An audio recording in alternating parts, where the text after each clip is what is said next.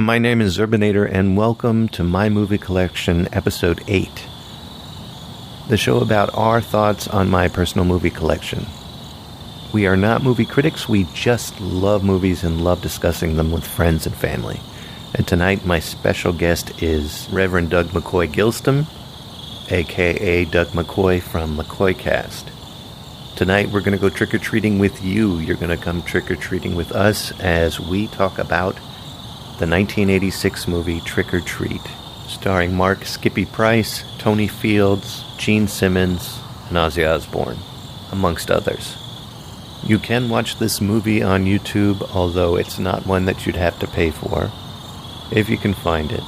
You can also find it in bits and pieces on YouTube. You can purchase this movie for pretty cheap off of Amazon, or if you're lucky, you might find it on Hulu. This episode of My Movie Collection has a bonus review by Doug of a movie called Trick or Treats from 1982, starring David Carradine and Carrie Snodgrass. And this movie is hard to find, but you can watch the entire thing on YouTube as well. So find a nice darkened room to sit back and enjoy this Halloween version of My Movie Collection with my guest host, Doug McCoy, from mccoycast.wordpress.com.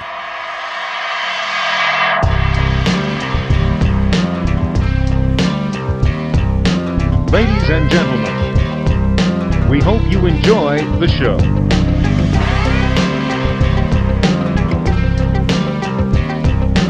Ladies and gentlemen, please take your seats. The show is about to begin. Hey, Doug, would you like to go trick-or-treating? I would absolutely love to go trick-or-treating. I haven't been trick-or-treating for years, except the time that I went trick-or-treating with you last year when we talked about 2007's Trick or Treat with an R, starring Sam, the, what is that, Ghost of Halloween present, I guess, the spirit of Halloween that reinforces the laws of Halloween. We discussed that one last year. Mm-hmm. And you know what we discovered is that there are at least two other movies that have a same or similar title. In fact, last year when we talked about doing Trick or Treat, you at first misunderstood me and thought I was talking about Trick or Treat, the Mark Price film. And after then, I discovered there's actually Trick or Treats with an S from 1982. So we have a couple other Trick or Treat movies to round out the trilogy here that we want to talk about today. That's what you have in mind with Trick or Treating? Absolutely. Well, I can't wait to get to it, bud. Thanks for being my Trick or Treat partner. And how about we start off with 1982's Trick or Treats?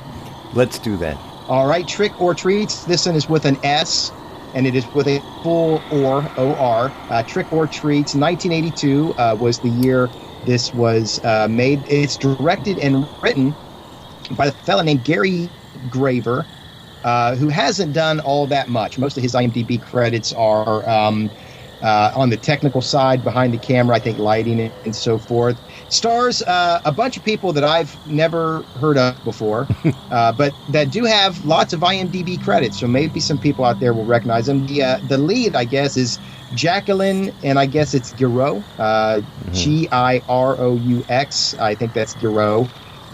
Chris Graver, I think, is the boy in the film, and I would imagine that there's some nepotism here, that he must be related in some way to the director.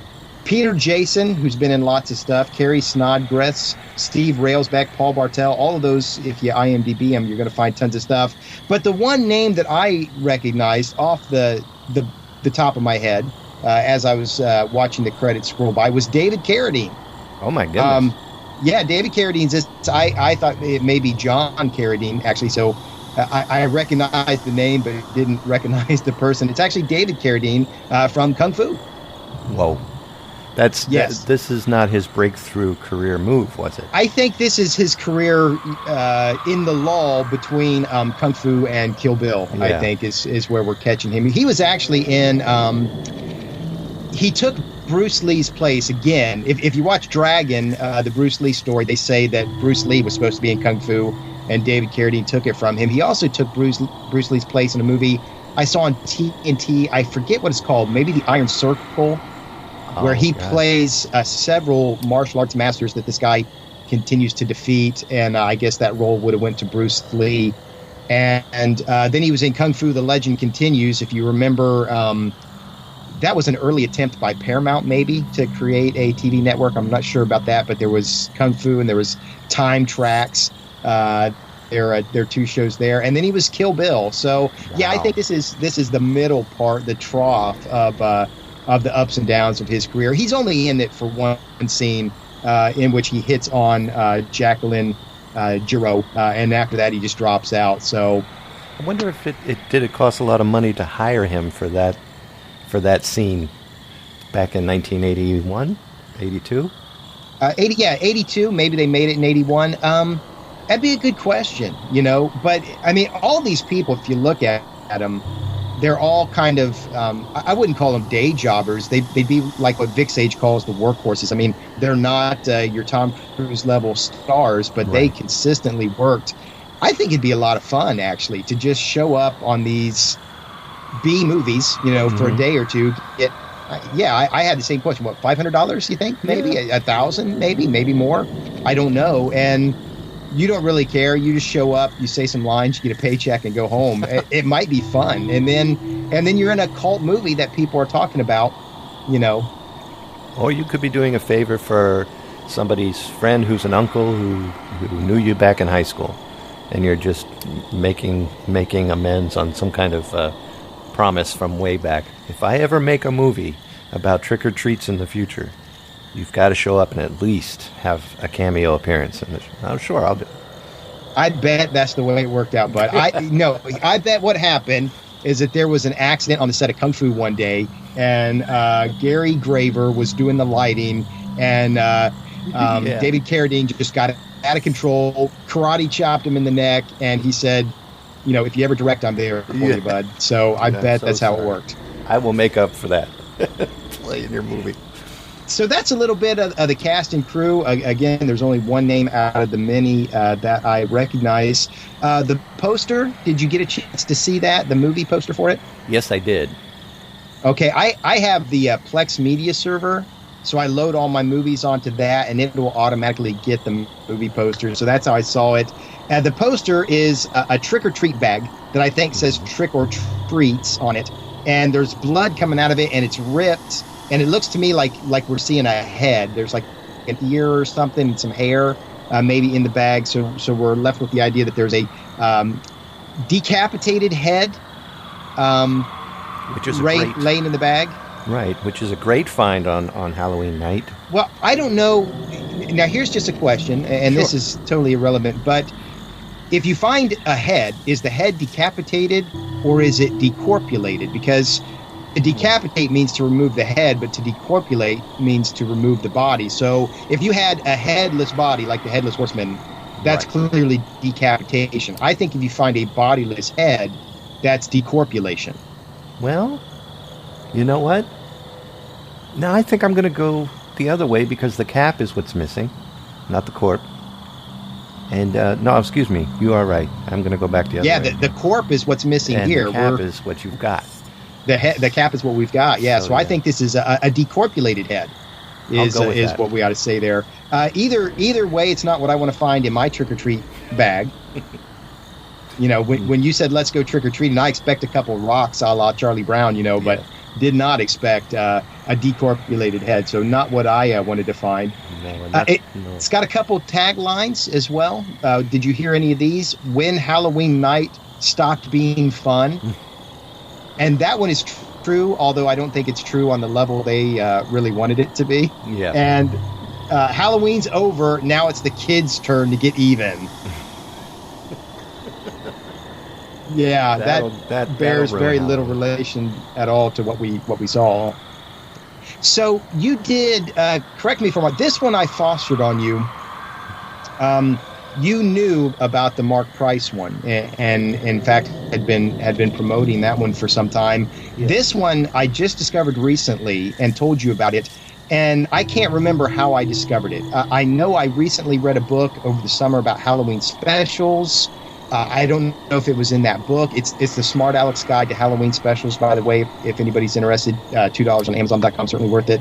I don't know if I learned about this in that book, or I don't think I heard I don't know how I learned about this. I thought, because I remember it was about either a year ago is when you discovered it, and I thought it was on YouTube because you said, you've got to see this.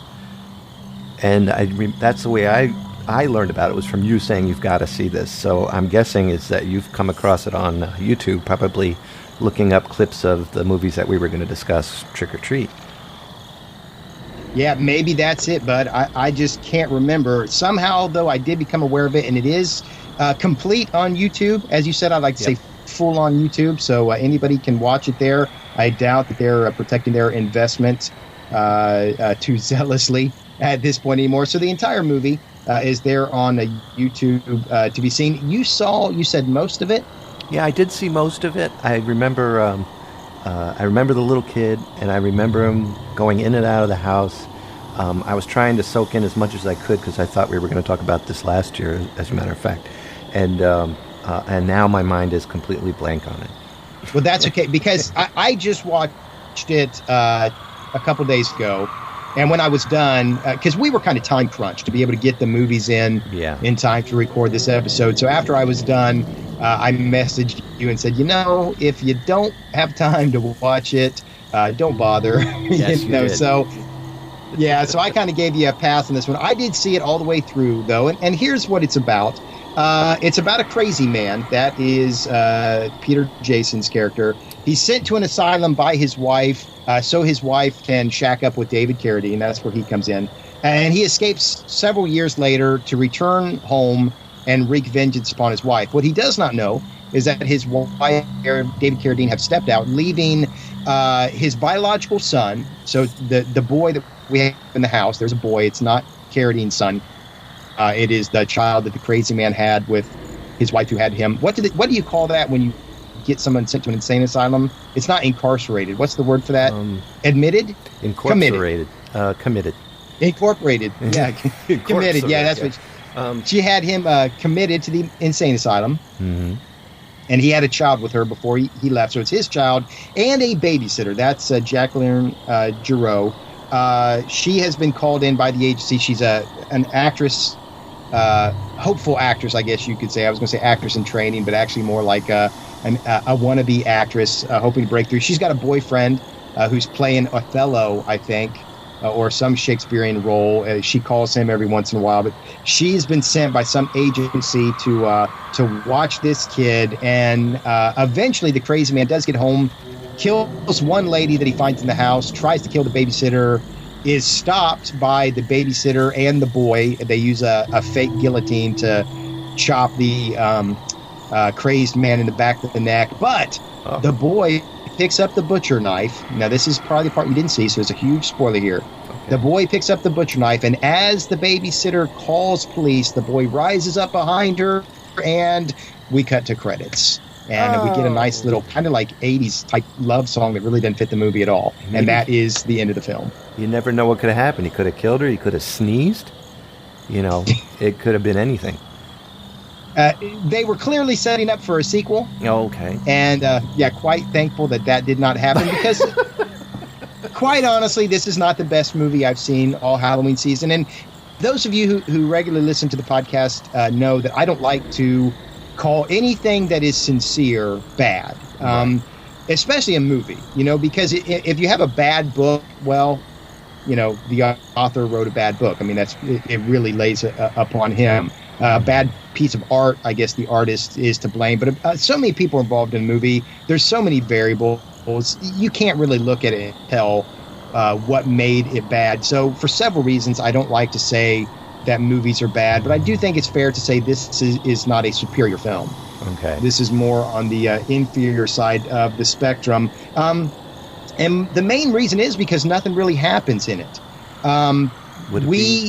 Yeah, I mean, it takes an hour and 10 minutes, and it's an hour and 30-minute movie. Mm-hmm. It takes an hour and 10 minutes before the killer finally gets home and kills a victim who we're only introduced to at the hour mark, I think. Most of the film is the killer trying to get out of the insane asylum and to the home, and the babysitter trying to deal with this boy. This boy is another horror-obsessed kid, monster-obsessed kid, and a magic-obsessed kid, kind of like what we have in Salem's Lot. I mean, we've seen it so many times before in 80s movies. Salem's Lot, which I know that's actually 70s, but Neon Maniacs had it.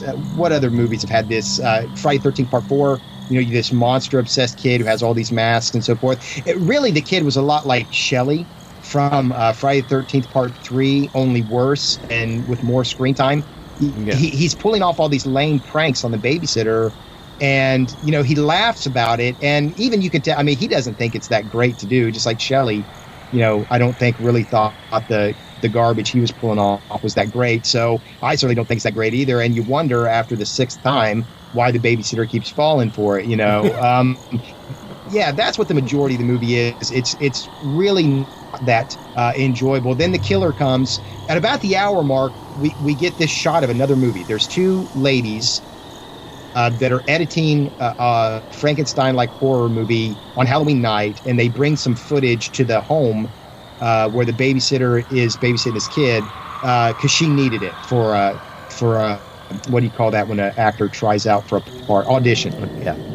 And so this editor gets killed by the crazy guy who thinks she's his wife. Then he goes after the babysitter, and there's a little bit of cat and mouse, a little bit of running around inside and outside, but eventually, you know, they guillotine him, and then we get the twist ending, and that's it. So there's really not a lot to this movie, and if you don't like Shelley's antics in Friday the 13th Part 3, which I think there are a few people who do, you're really not going to like this kid and all of his antics. So that's the main thing I have to say about this movie. I don't want to sit here and call it bad. I don't want to sit here and take it apart. But if anything, it had a real pacing problem. Yeah. And maybe they knew that. You know, maybe they knew, hey, you know, we made this movie in 5 days or so. I don't know how many days it took them, but, right. You know, that's happened before where we make a movie in 5 days, you know, or 6, whatever. The footage we have is what we got. We've got to make 90 minutes out of it. So we give you, you know, a 5-minute section where the babysitter tells the kid the story of the boy who cried wolf. You know, I mean, it's pacing wise, it's terrible. It's hard for me to see how any director would not notice that. They may have noticed it themselves and just said, hey, this is the best we can do. And if it's the best you can do, God bless you. It's the best you can do. But, you know, it's not as good as other products. Yeah. So. At least you went out there and tried.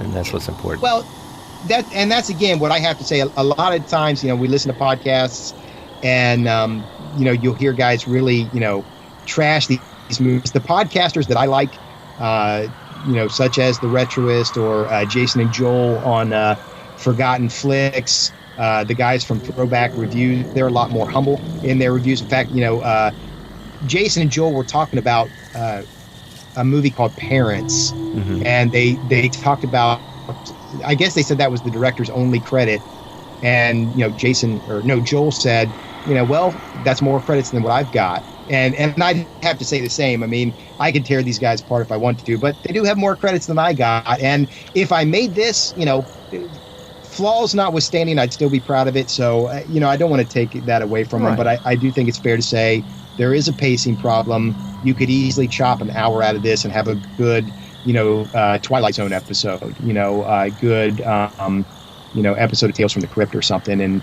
that would probably be the better thing to do. There were a couple of things about it, though, that I thought, you know, kind of worked, at least gave me a little bit of smile as I was watching it play across my Kindle, and as I was repeatedly hitting the pause button to see how much time I had left. There were just some gags in there, you know, that I thought did work. The mother calls at one point to ask how Christopher, that's the boy, is doing, and the babysitter says he's a holy terror and runs through the litany of what he does. And the mother passes all this off, and when she hangs up the phone, she turns ostensibly to David Carradine. He's not on screen, so he probably wasn't there for filming that night. But she says, Christopher is being a little angel. You know, not the best you're going to get, but I thought it was a little something. The crazy guy, when he is escaping, he's dressed up as a woman, clearly is not a woman, clearly is a man, and yet guys continue to call him lady and hit on him. One guy comes up and says, hey, do you want a drink? And he has a flask. And the crazy man says, yeah, and takes the flask and runs with it. I thought that was funny. One of the best scenes was we repeatedly had trick-or-treating scenes, and the babysitter would open the door and pass out candy. At one time, they were a bunch of adults. And this scene just looked totally improv. It looked like the actors were casual and just having fun and really laughing at themselves and what they were doing. So I think there were 3 adults there, and one was a female, and the babysitter stuck the candy in her cleavage. It's just a real quick thing. And then I think she sticks candy on the other guy's head or something. I think he had some costume that had a headpiece to it, and she stuck it on that. And they were just kind of, she said, aren't you too old to be trick-or-treating? But they were laughing and so forth. And I really just thought that was kind of an improv gag that really, I would say that's the best scene of the movie. It just looked like they were having a little bit of fun and laughing at themselves. And then they did a news interview about the escaped convict. And this one I thought was pretty good, too, because he had tied up a nurse. And one crazy guy is screaming in the background, and the nurse is trying to talk, and the interviewer is, trying to dismiss them, push them in the background and close out the broadcast. And the nurse is, and when he tied me up, no man has ever touched me that way before. He touched me deeply, and it's so ridiculously silly, So that's why I say, maybe there was at least an effort here. At least they were trying. I'm sure they knew what they had and what they were capable of and not capable of. But they tried a couple of things and did pull it off. Also, I do got to say, I thought the babysitter was quite comely.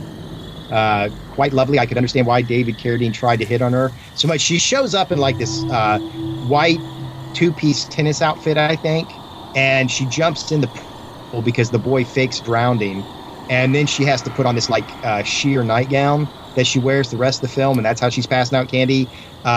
Very, very lovely. Her hair stayed perfect, even though her clothes got soaked, so her hair still looked good as she was wearing her nightgown. Yeah. But she had this way of talking.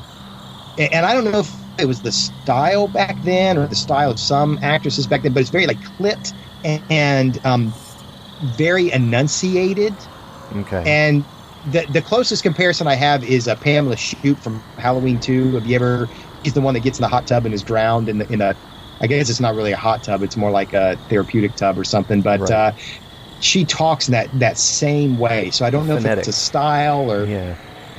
Yeah, region or something, but so that got a little annoying. But she was easy on the eyes, so some eye candy to go with the Halloween candy. Exactly, there you go, eye candy with your Halloween candy. Mm-hmm. Very astute there, Kevin. Speaking of Halloween, then why don't we bring this one to a close? I wanted to give it a Halloween-ish-ness rating, if that makes any sense at all.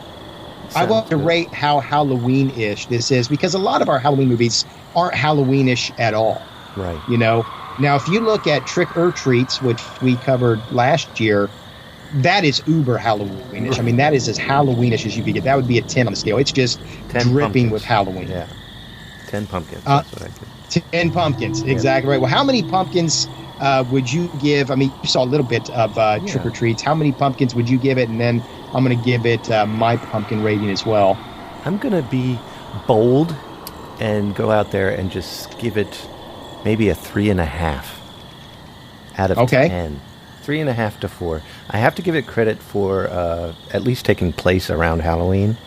From what I saw a little bit of Halloween decorations here and there. Not too many. I think the story itself, being a murderous, spooky-ish story in the murder realm, kind of keeps it down. I like it better when it's a little bit more unexplainable. And so yeah, I'm going to stick with my 3.5 to 4. I'm right there with you, bud. 3.5 pumpkins to 4 is exactly what I had in my notes for about the same reasons. It does take place on Halloween. It's set on Halloween night. There is trick-or-treating. There is decorations. The title is Trick or Treats.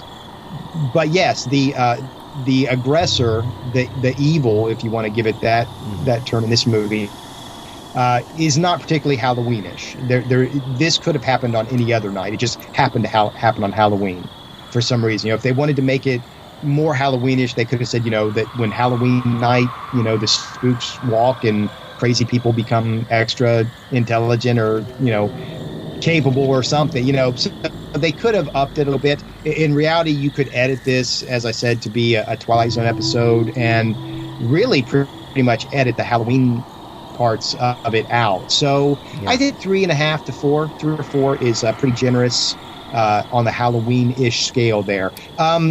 For that reason, doesn't really need to be a regular part of my Halloween viewing. Every Halloween you want to do Legend of Sleepy Hollow, Great Pumpkin, Charlie Brown, John Carpenter's Halloween. Those are, musts. You really can't. Yeah, you must have those during the Halloween season. You could watch them at another time of the year, but it's not as good as at Halloween. Whereas Friday the 13th, Nightmare on Elm Street, you could watch any time of the year. Right. Something like this, it really feels more like those than it feels like the former. So, 3 or 4, that's what I'm going to give it. And that's going to be my final word on it. Trick or Treats for my 1982. If you're still interested after listening to this review, look it up on YouTube. Maybe fast forward through a couple parts, but catch the ending there and let us know how you would rate it in pumpkins. Well, I got to admit, after discussing it, I'll probably watch it myself a little bit too. So that's true. All right, good. Well, I've made a convert then. Excellent. All right, well, I'm going to discuss the movie Trick or Treat, which came out the 24th of October in 1986. And this is actually labeled as a comedy movie more than a horror movie. And, really? And I found that quite interesting. But it was directed by Charles Martin Smith, who also directed Boris and Natasha in 1992. And he directed a movie called Dolphin's Tale in 2011, which I vaguely remember seeing the promos for, but never saw either of those movies. Yes. And he's in the film. And he's in the film as well, the Trick or Treat movie? Or yes. I did not, did not know that. The teacher who tries to speak during the party at the school, the teacher gets up and introduces the band. That's him. I remember now because I saw a picture of the director, and yes, that is definitely him. And I didn't even get that. Not a problem. No worries. The movie stars Mark Price, who plays Eddie Weinbauer, who is also a comedian nowadays. He performs stand-up comedy, but he played Erwin Skippy Handelman on Family Ties back in the 80s. Absolutely. Tony Field. Little bit of trivia here, just to show. Family Ties was set in Columbus, Ohio, my hometown, by the way. There's an episode where it's revealed that Skippy was adopted, and they revealed his real given name. Do you remember what that was? I do not. Baby Boy Doe. Boy Doe. Which is, that's just like, like John Doe. That's, okay. Or Alan Smith. But I didn't understand that as a kid. I thought his mom had given him some crazy, silly hippie name, Baby Boy Doe, and it wasn't until years later I understood what that meant. I went straight Pillsbury when you said that. I just didn't quite get it. But yeah, that makes sense. Well, Tony Fields played the evil Sammy Kerr. He was a heavy metal rock god back in the day, not in real life, but in the movie. And then we have Doug Savant playing Tim Haney, and we have Lisa, I'm going to try this right, Orgolini. That's what I would go with, yep. Playing Leslie Graham. And then two of the heavy metal rock gods back in the 80s, which would have been Gene Simmons playing a disc jockey. And this is a real DJ, kids. He played DJ Nuke. I call him Nuke. DJ Nuke. And Ozzy Osbourne played Reverend Aaron Gilstrom. Yes. Mm-hmm. There's a lot of music in the movie played by a band called Fastway. And Fastway was it was a pretty decent heavy metal band back. I was a heavy metal head in the 80s. When I was, really? Yes, I was. I had, truth be known, I had long hair. I had listened to any heavy metal band I could get my hands on. I loved it back then. Even now on Pandora, I even am found listening to the 80s metal bands once in a while. But the band was called Fastway, which consisted of the former Motorhead guitarist, those who know Motorhead, Fast Eddie Clarke, and now Flogging Molly lead singer Dave King. And they did great music for the movie. It was great, and it had some of their hits from them back then. The poster for this movie was a flaming pumpkin with the heavy metal guitars coming out of the flames. But the DVD cover for this movie had Simmons and Osborne right up in front of a burning hospital with a skull in the background. And I firmly believe that was basically to sell the DVD, because I don't think the movie poster would have done it. No. And it's so cheap looking too. I mean, it really makes this movie look a lot cheaper and a lot different from what it really is. Right, and it's almost like they're trying to sell a concert which was performed strictly by Gene Simmons and Ozzy Osbourne. That's what it looks like. The taglines for this movie, first one, what are you afraid of? It's only rock and roll, man. And then number 2 would have been, if you think Sammy Kerr looks like he's been to hell and back, it's because he has. Dun, dun, dun. Yeah, that's a good one. All right, the synopsis for this movie. Sammy Kerr burns to death in a hotel fire right after drinking his bottom off and playing one great concert and then died. Skippy turns to a radio DJ for support. Gene Simmons. Skippy loved Sammy Kerr. He was a big fan of his music.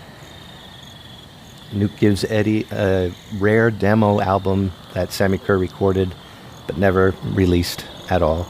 So Skippy has this album to take home with him. I'm going to start calling him Eddie instead of Skippy through the whole show. No, I'm going to call him Skippy. It's funner. Yes. So Skippy has his album, and he takes it home and he's playing it. He then figures out that he can communicate with the dead Sammy Kerr by rotating the record counterclockwise and listening to all the fancy messages that come from the album, which I do want to discuss a little bit. When I was a kid, I owned the Motley Crue album, Shout at the Devil. Yes. And I kept hearing all over the place.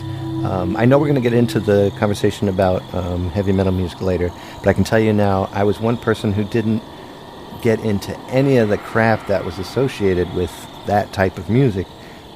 But they kept saying, if you play the record backwards, you'll hear backwards messages. And it's all magic and crap like that, which it is not. It's somebody actually sat there and took time to record messages, which was hard to do back then without computers. Record messages onto the reel-to-reel tape by turning them backwards and recording them on there, and then laying them on the record so that when you spin it backwards, it would say things like, go to 7-Eleven and get a big gulp, or you know what I mean, just whatever they would say. So they actually. So there really were legitimate backmasked messages on these backwards messages on albums that really, and it's almost like when they recorded them, they didn't want to dabble in something they didn't know about either. So the messages were pure unwhimsical sentences. Like I can't even make out some of them, but they were like, go home and do your homework correctly. So it's like good positive messages on an evil But this album. was real though, okay? Because I knew about, like supposedly I think in it's one Led Zeppelin song, I don't know if it's Stairway or not, but it's supposed to say My Sweet Satan, and it's so, you have to use your imagination so much to hear it's maybe that could have been My Sweet Satan, but more than likely not. More than likely that says more about you than it does about Led Zeppelin. Right. But you're saying there were legitimate, clearly audible messages and Shout at the Devil telling you to go to 7-Eleven? Yes. No, not telling you to go to 7-Eleven. I can't remember exactly what they were. Oh, okay. But they weren't anywhere as dark and evil Satanic. as they wanted it to be. Yeah. Oh. As they alluded to. It was just generic. It was like they asked Bob the janitor to come in and say, "Hey Bob, can you come here and read this for us?" And then we're going to put it backwards on there. Sure thing, Bib. All right, let's see here. What you got? I like eggs, and then they would put it on there. Eggs, not. All right, it's there. Here's your $20. It was terrible. Now there were albums that were much, much worse, and I'm sure they went as far as they could with it. And again, it leads to this movie. That was such a big thing back in the early to mid '80s that part of the movie, I think, was its best kicker to make this a horror movie for Halloween, because that's the way he communicated with the spirit. So this turns into a massacre with a ton of lightning effects and the evil resurrection of Sammy Kerr. And I'm going to leave it there because it is a movie worth seeing. But I have to admit that and not to spoil it for anybody, but the movie kind of lets you down probably midway. At least to me. It let me down quite a bit because it was building up so cool, and then when Sammy Kerr does arrive, you start, and it could just be me again, but you start realizing that all the Aquanet and all of the ripped pantyhose that you wear on your arms does not make you a cool heavy metal person. You know what I mean? It's just it started getting that I can give you. Yeah. And we'll probably have to, again, when we discuss genre in general, we'll probably have to come back to that again. I'm surprised though that you're disappointed in the latter half, because I loved it. Oh yeah. And again, maybe that's because I watched these back to back. I watched Trick or Treats and then immediately Trick or Treat. So clearly Trick or Treat is going to look good, in comparison. But I love the special effects. I think they look good. I love the idea. I think it's a good idea. There were some moments there I thought were really, really good, and we can talk about those more, sure, point for point if you want. But there are some. It doesn't affect me today the way it would have back then. So I understand what you're getting at there. But as far as movies go, I think it's fairly solid. Okay. It's not a classic, but I'd say it's above average, actually. Maybe I'm being generous on that, because there are some problems, I think, with the ending, but I would say above average, yeah. Well, I'm with you 100% on the build-up of this movie, and the way that they went about the horror aspect of it was brilliant, especially for the time, because nobody was really touching that. And again, there wasn't many movies with a heavy metal genre in it that played so well as this one did. It played what was hot at the time, and the music was heavy. It wasn't trying to be heavy the way that most 80s movies and television portrayed heavy metal, a little too soft compared to what heavy metal was. Not like it was this dark, ominous, overlord monster, but it wasn't exactly, Disneyland either. And then this movie portrayed it as such, There was I was 16 when this came out. Skippy played a 14-year-old guy, I think, in this movie, and when I was 14, I was exactly like him, even whiny and complaining about dumb things, and fighting with my parents because that was the thing to do, and it just didn't make any sense, and I probably wouldn't have gone as far as buying a record from what would have been the heaviest metal band back then, from Slayer, and then like the lead singer dies, and then thinking he's the only person who can save me from my I don't want to do homework headache, but in this movie, that portrayal of that type of teenager and that type of music worked really well. What I didn't like about it was the lightning effects. I think at the time were cool, but when I saw them, it seemed to be over excessive, and I understood how that was made. You had to go frame by frame and actually draw those in. I mean, physically, like a human being took a pen and had to scratch those lightning effects in and draw them in, and then they had to put effects around it to make it look even cooler than that. Some of it was, on stage electrical effects, but I thought it was a bit excessive, and I wish they did more with it. And then, like you said, towards the end, the ending just got a little pooped on me. It was just like, it's like the end of a balloon. It just went, and that was it. Yeah, I do think that's pretty true about the ending. I like those effects, though. They certainly are dated looking today, but to me, they fit in perfectly with like Big Trouble in Little China, Indiana Jones and Temple of Doom, Ghostbusters. I mean, it really is that level, I think. That it's got that aesthetic value. It looks like those movies.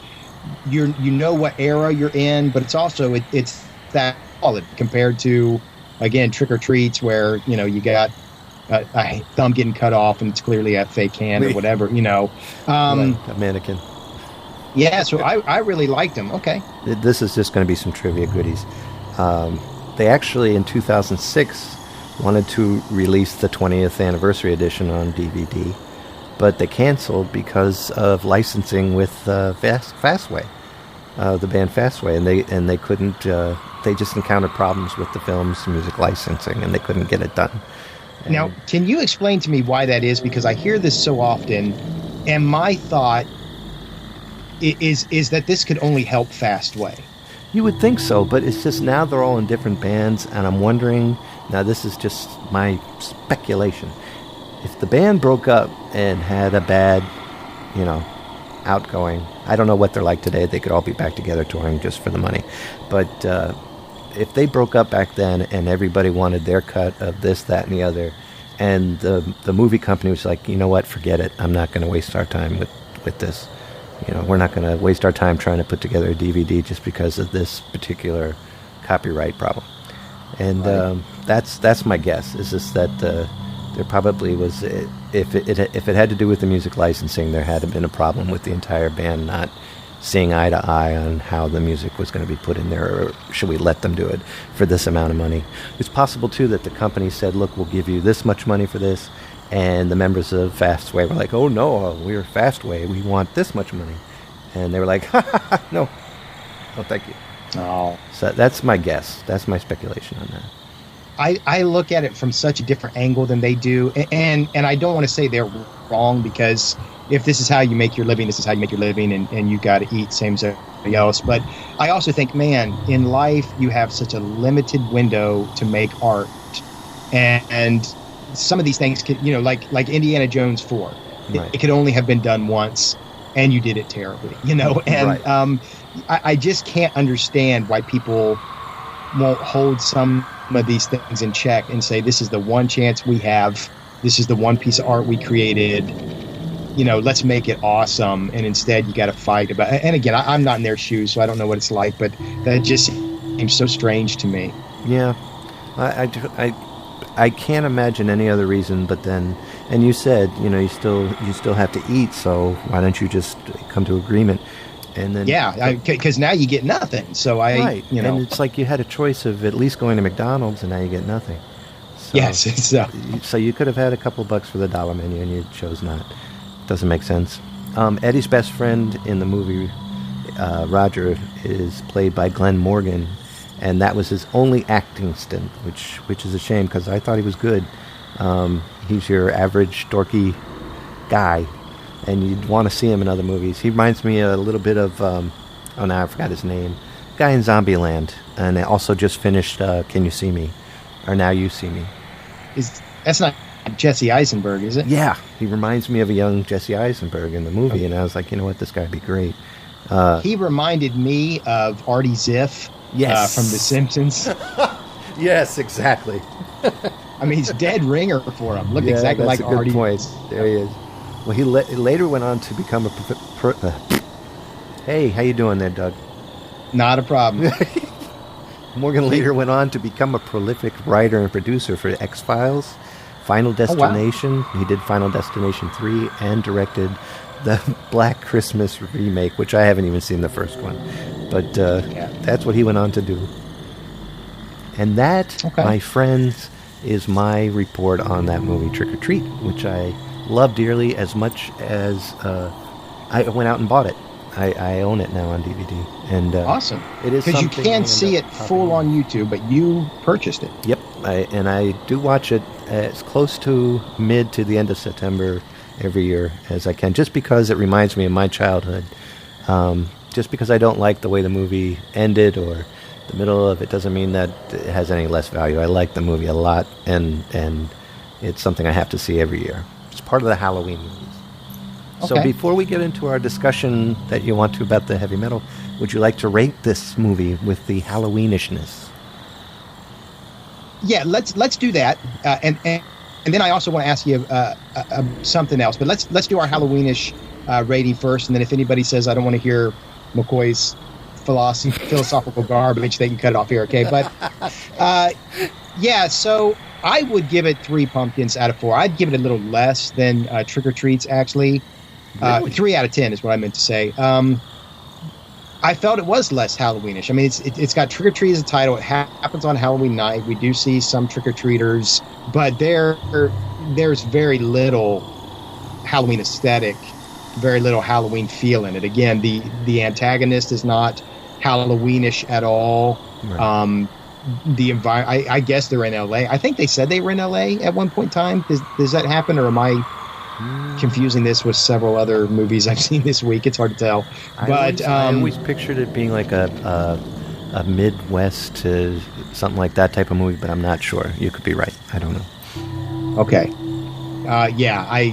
It's hard to tell what's in my mind right now. So, but if it is Midwest, it doesn't really look like Halloween in the Midwest. So, yeah, I'm only going to give it a 3. Okay. As far as Halloween viewing it, still not up there with Great Pumpkin or, Legend of Sleepy Hollow, but still a much, much, much better movie, in my view, my opinion, than Trick or Treats.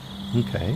I was going to give it a couple up higher, but I think I'm going to stick with, I'm going to give it a 5 to a 6. Oh, okay. Pumpkins, just because of the fact of the creepy part of the movie, which is a majority of the beginning towards the middle of the movie, and the fact that you have a monster. And I think a good horror movie should have a monster in it. Now, as pertaining to Halloween, I'll have to agree with you 100%. It really doesn't kick the Halloween spirit around too much. It does have some trick-or-treat goodies, and I believe there's a Halloween party, and but it doesn't really. Well, the main situation does center around Halloween night, but again, you're not really reminded of it fully. So I'm going to stick with the 6, though, because I do like the spookiness of it. Okay. Yeah. Well, hey, and you said it's part of your annual Halloween viewing? It is. I at least watch it once a year. I have to. It's too goofy not to. I have to put it on at least once a year. So you're definitely going to give it a higher rating than me. That's fine. That's subjective. I want to take over, though, if I can, which is usually what happens when anybody does a podcast with me. I take over, so I apologize in advance. But I wanted to ask you a couple questions, and really, this is something I've learned from you. This podcasting technique is what I learned listening to your podcast, where I like how you have your wife on, or you have somebody else on, and you just ask questions to reveal a truth. So I wanted to ask you, first of all, did Sammy Kerr kill himself? Did he do this intentionally with the foreknowledge that he was going to ghost himself somehow onto this acetone record? I think he did. It looks that way. They give a little flashback, which, of course, where that flashback had come from, I don't know, because nobody, who is living, saw that scene. But we get a little flashback of walls on fire, a hotel room on fire, and he is just sitting there. I think there are other people in the background reacting, but he is just sitting there, pre-death, and allows the flames to take him, if I understand correctly. So it's like this was a setup. And I don't know if it was purely to get back at the high school, because he wanted to have this concert at the high school, and the high school had told him no, and so this was part of those machinations, or if this was just the larger, hey, I'm a rock god, devil worshipping, to use that trite term, right. But I'm that kind of person, and I'm actually going to go through with it and enter this world. So, I thought he did this to himself permanently or purposefully. Yeah, I think you're absolutely right. I think that he wanted to come back as a much more powerful entity and make everybody as uncomfortable as possible. And plus, he wanted to be able to light the LA scenery with his finger. Yes. And Gene had said, he was always angry. Mm-hmm. He himself, Sammy, had orchestrated Gene to have the sole copy of his record. It was, I remember when Eddie says it's heavier than normal, and they said this because it's acetone, which I guess is the demo track. So I know nothing about this world, so I'm guessing in a tornado here, basically. But I just point my finger and saying, I think that's it. But I guess the demos are made of acetone. He had orchestrated it so that Nuke, Gene Simmons, would have it, would play it at midnight. He had used Eddie to get into the high school. So I think this was something that he may have known Eddie, because Eddie had written to him, calling himself the Rag Man, Right. So he may have known Eddie. So I think he orchestrated this, and Eddie foiled his plans.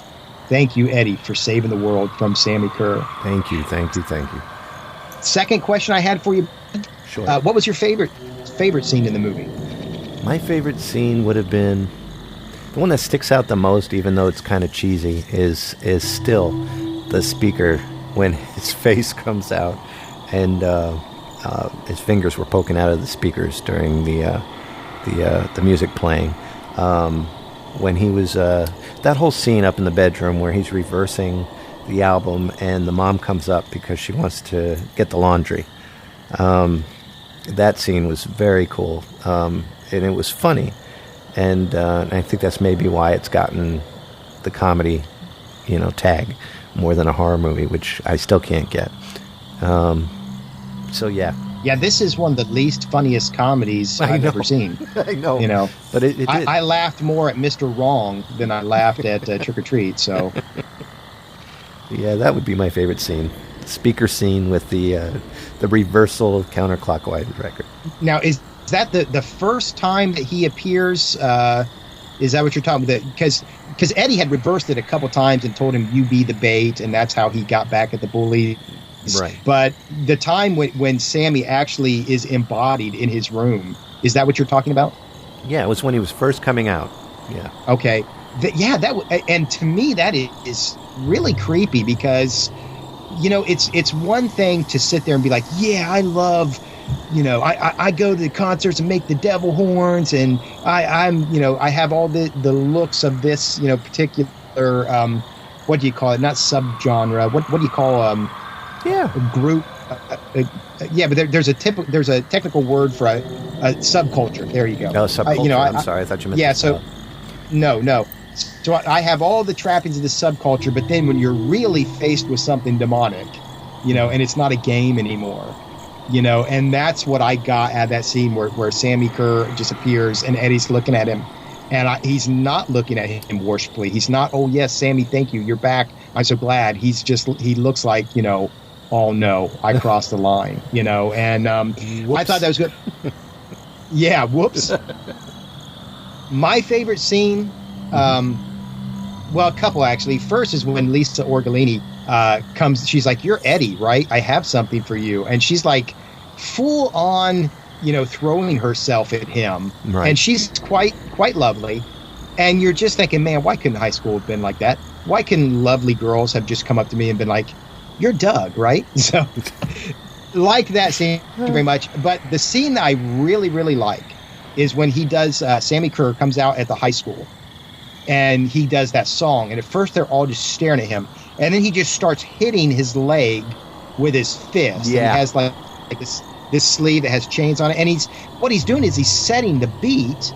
He's beginning the song, getting that song going. But it's also a pretty aggressive move. He's not clapping, he's not snapping, he's hitting himself in the leg.